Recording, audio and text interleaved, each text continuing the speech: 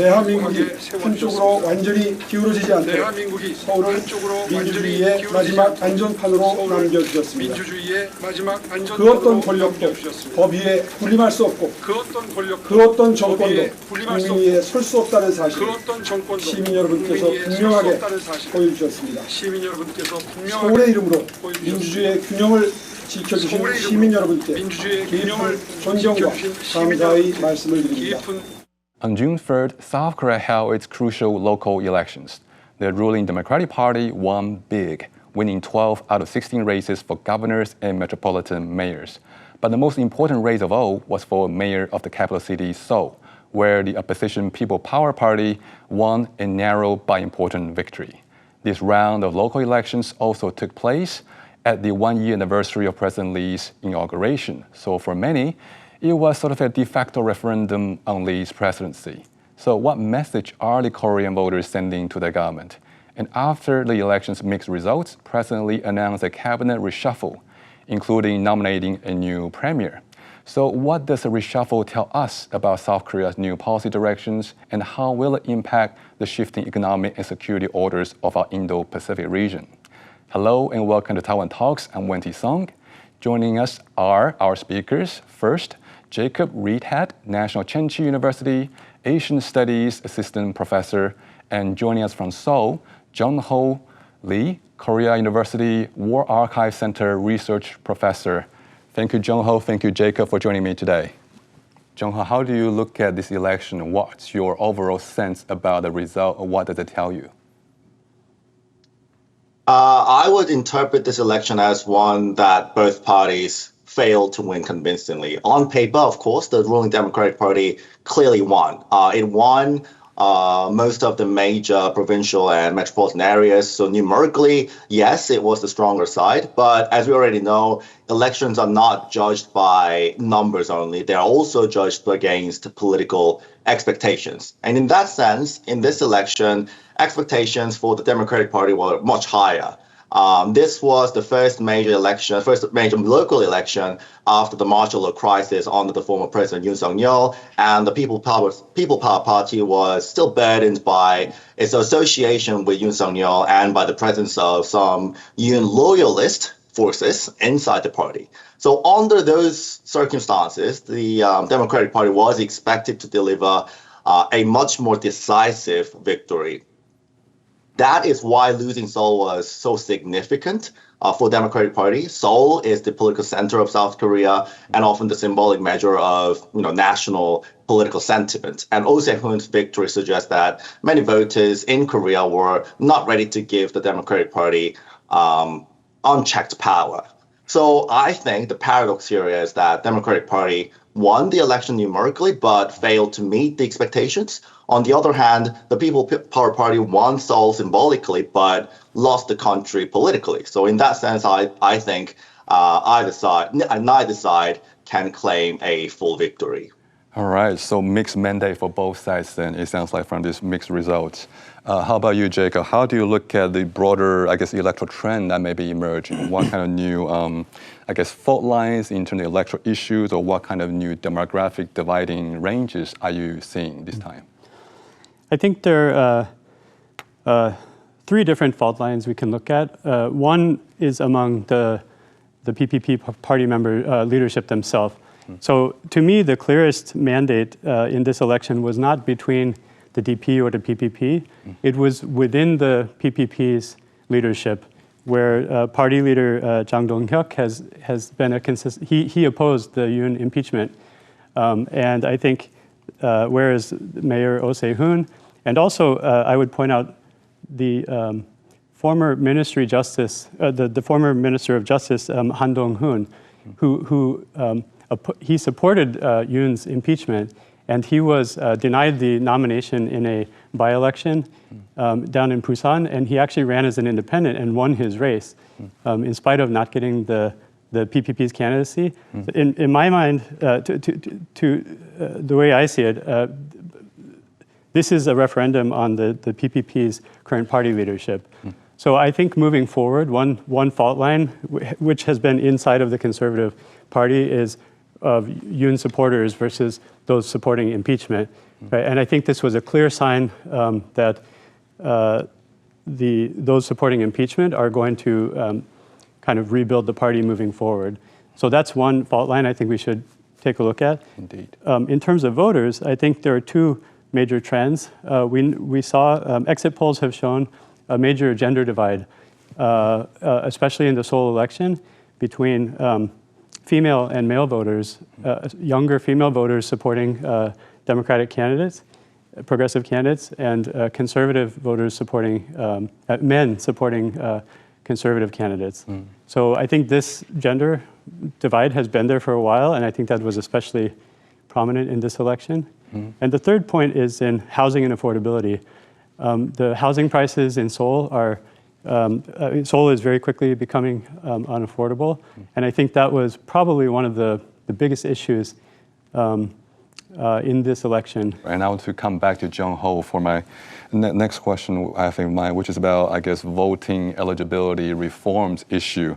I know that in the lead up to the election, there are some, let's say, discussions about how permanent residents who are foreigners but who have lived in South Korea for, I believe, 3 years are eligible to vote in Korean elections. And that this time around, the statistic I saw was that about 150,000 foreigner permanent residents of Korea get to vote, and how that seemed to have created some controversy inside South Korea. Right. So I believe the original purpose of the policy was in overall positive. The foreign PRs can only vote in local elections after holding PR status for about 3 years. And the idea was to recognize the long-term residents as the members of our local communities.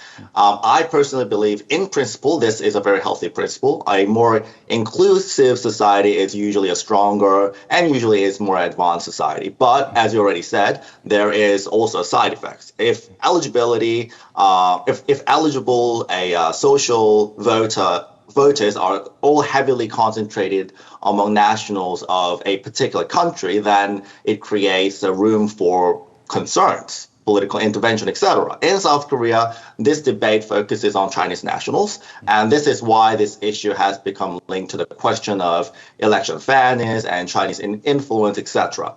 So I believe that we are starting to having this debate on what should we do about this in future elections. So the debate should be reduced to anti-immigrants or anti-Chinese sentiments, but it is time to discuss whether the current system needs adjustments to maintain public trust. I know that one other thing that has emerged in the aftermath of the election is that there seem to be ongoing protests in terms of the election process itself, Jung-ho. And can you just talk to us about the broader concern or debate that people may be having when it comes to how the election process was handled? Right. So this is a very serious issue. In South Korea, there has been some voters who wanted to vote, but there was no voting paper. Basically, the NEC, that's National Election Committee, saying they didn't print it out, which is absolutely not appropriate. So in South Korea, voting rights are extremely sensitive because Korean democracy was built through the decades of struggle against authoritarian rule. Many people lost their lives to get the voting rights. Koreans, therefore, still see the voting as something that was earned through sacrifice. So when an election is managed in such a poor way that even some citizens could not vote properly, then it's not we don't take it as just another admin mistake. It becomes a democratic problem. So it is a question of whether citizens were able to exercise their most basic democratic rights. So I'm not saying that this proves an election fraud, but election management in this poor election management. In such a poor way, it creates room for fraud allegation, and it actually leaves a room for conspiracy theories to grow, and that is why the government and the NEC must provide a very transparent investigation. Simple apology, not enough. There needs to be a transparent investigation.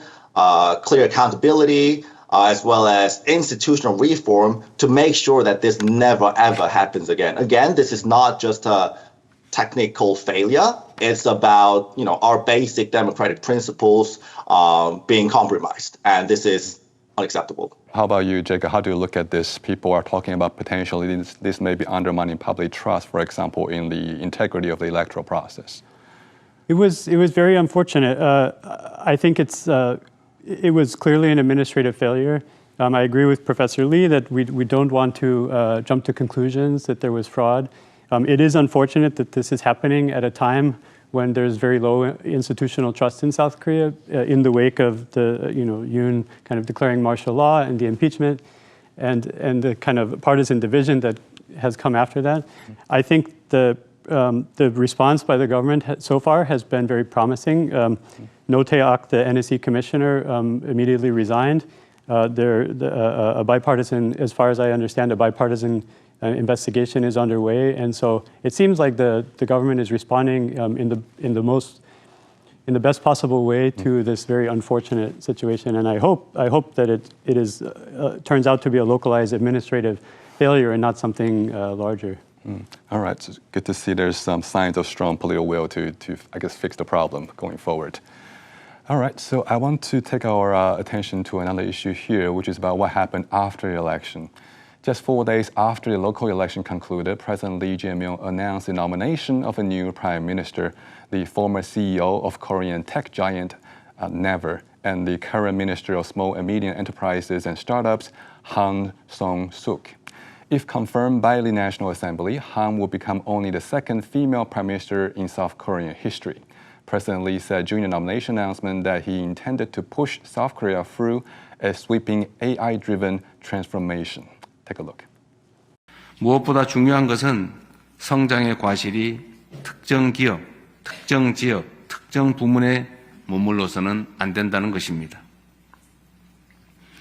공동체 전체의 역량으로 일군 성과와 기회가 중소벤처기업에까지 흐르고 우리 국토 모든 분야에 골고루 퍼져 모든 국민이 삶 속에서 체감할 수 있는 변화로 이어져야 합니다. I want to come to Jung-ho on this new Prime Minister nominee, Han Song-suk. Can you tell us about her? What kind of signal is the President Lee and the government sending with nominating someone like this to lead a new government? I think President Lee chose Han because he wants to change the image of his government. After the martial law crisis and a very polarized election, he wanted to show that his administration is not only about political confrontation. Maybe he wants to move the agenda away from the political confrontation towards growth and innovation and AI, semiconductors, etc. So Han, I believe, is useful for that image.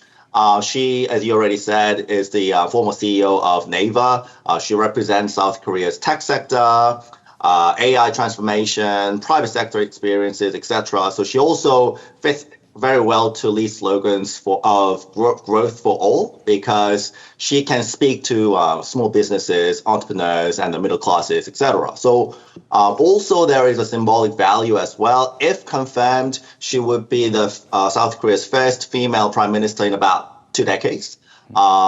Also, this gives Lee Han Song-suk is giving Lee a vehicle to appear as a technocratic and future-oriented image at a time when voters are extremely worried about our economic performance here in Korea.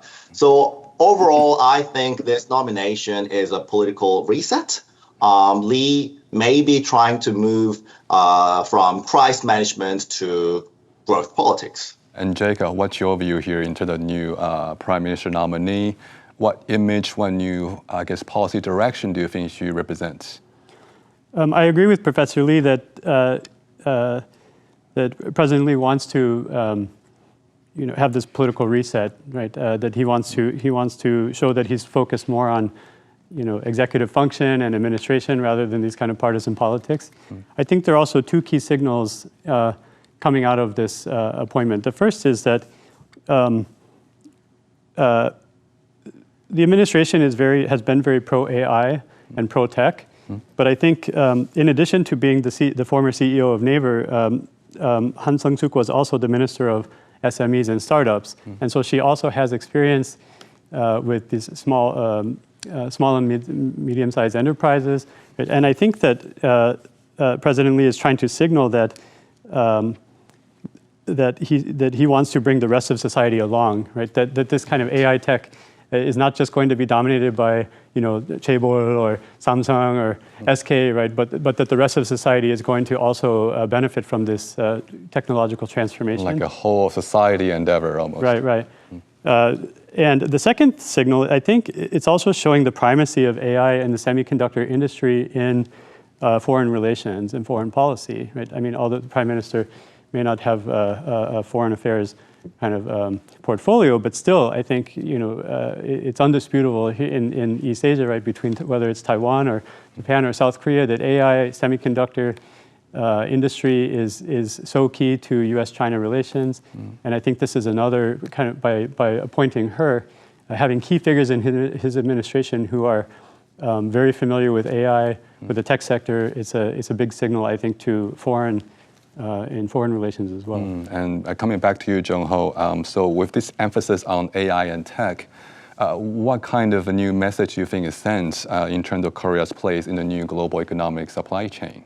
As we already talked about it, Han Sung-suk's nomination already shows that Lee government is wanting to even more articulate its focus towards AI, semiconductor, startups, innovations, etc. But I think this is not just about economic policy. In the context of the US-China competition, AI and semiconductors are now matters of national security and geopolitical influence as well. So South Korea wants to remain as the manufacturing powerhouse, but also it needs to become more innovation-driven and technologically centered economy to maintain that influence in the region. So I believe Han represents that transition. She's a very good vehicle for Lee to promote to the Korean people that the government is turning that way. She brings the image of the private tech sector, digital platforms, startup policies, etc. So her nomination is a message that Lee wants to move from crisis management to future-oriented growth, etc. So looking, I guess, outward, one topic here is foreign policy for South Korea going forward. Now, President Lee Jae-myung, in his inauguration speech about 1 year ago, he identified healing domestic divisions as his top priority, and he pledged to build a safe and peaceful nation as well. He vowed to pursue dialogue with North Korea while maintaining strong defense deterrence and to improve South Korea and China relations while at it, and meanwhile still trying to deepen cooperation with the U.S. at the same time. So let's take a look at what he said back then about foreign policy. 강력한 국방력을 바탕으로 도발에 철저히 대비하는 동시에 단절된 남북 간 소통을 재개하고 대화와 협력을 통해 한반도 평화와 공존의 길을 열어가겠습니다. 굳건한 한미 동맹과 긴밀한 한미일 협력 그리고 조속한 중러 관계 개선을 바탕으로 국익 중심 실용 외교를 통해 평화도 국민의 삶도 지켜가겠습니다. All right, Jacob, 1 year into President Lee's reign as president of South Korea, do you see any new, I guess, coherent strategic direction that's emerging for you? I think South Korea's situation, its position right now is severely constrained. So you have ongoing tension and competition between U.S. and China, with the ongoing Ukraine war and North Korea's pivot to Russia and China, and then the kind of the new energy crisis stemming from the Iran war. Like I think President Lee's room to negotiate, room to exercise any kind of agency in the current under current circumstances is very limited. So I think what we see him doing is the best he can to balance between U.S. and China, and under the U.S. umbrella to kind of start maybe strengthening relationship with Japan to possibly gain some leverage within the U.S. security arrangement. So I see him as kind of doing his best to preserve some room for negotiation within these very constrained kind of global competition between the larger powers. Mm-hmm. All right, on that, I guess, difficult balancing act, Jung-ho, how do you look at this, how President Lee is going about balancing that relation amid all these great powers in this neighborhood, and also, I guess, North Korea, especially that major important neighbor up north? How do you see President Lee's government is dealing with maintaining dialogue option open with North Korea at a time when North Korea doesn't seem to be all that interested in talking to South Korea? Look at how North Korea has reiterated how they committed nuclear bombs, and that Kim Jong-un seemed to be having fun meeting Putin and meeting China's President Xi in person as well. How do you look at intercurrent relations right now? No good. South Korea, under Lee Jae-myung government, wanted to talk to North Korea, but we are not receiving any responses from North Korea. And from my sources, many are saying that they can't make any contacts on the table either. So this is no good.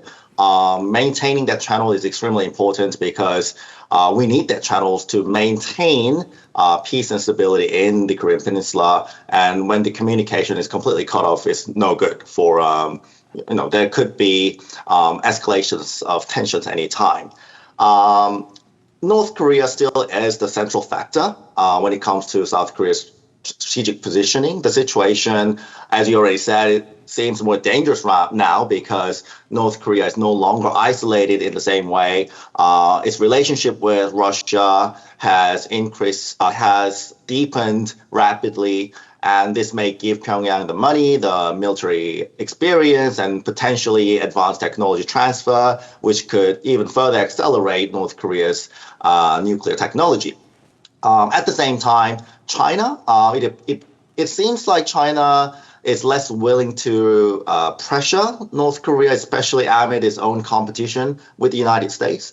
So South Korea is facing a much more complex regional environment right now. In the past, all right, you mentioned China factor there as well. I think one thing that people used to have concern about is how whether a left or center political party in Korea might be a little bit too China-friendly to America's liking. So is that concern more or less gone away now, or are there still rumors around town when it comes to the Korean government's position on China?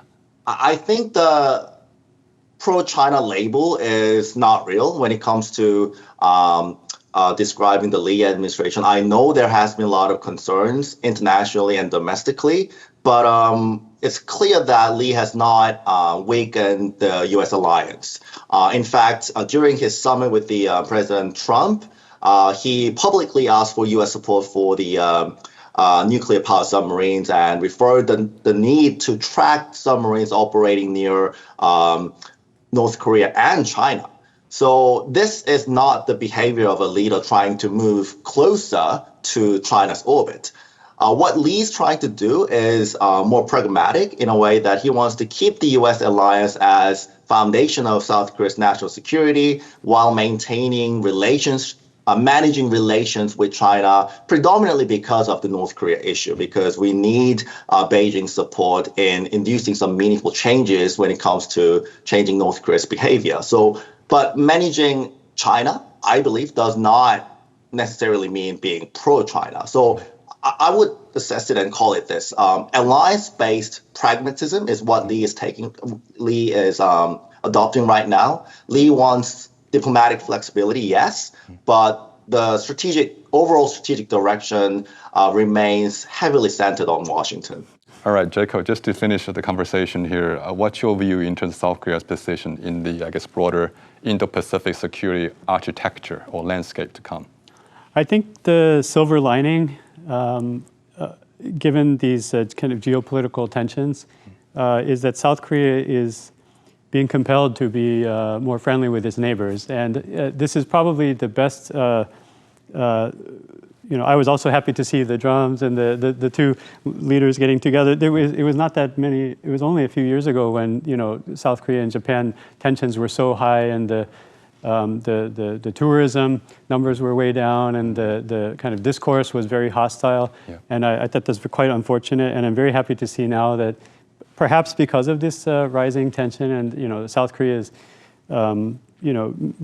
maybe taking this pragmatic choice to strengthen South Korea-Japan relations, and I think I would expect to see that pattern throughout East and Southeast Asia. I expect South Korea will try to strengthen ties with Taiwan, and in Southeast Asia with Vietnam, with other manufacturing kind of economic partners. All right, that's about all the time we have. Thank you, Jacob. Thank you, Jung-ho, for taking your time and joining us today. Thanks, guys.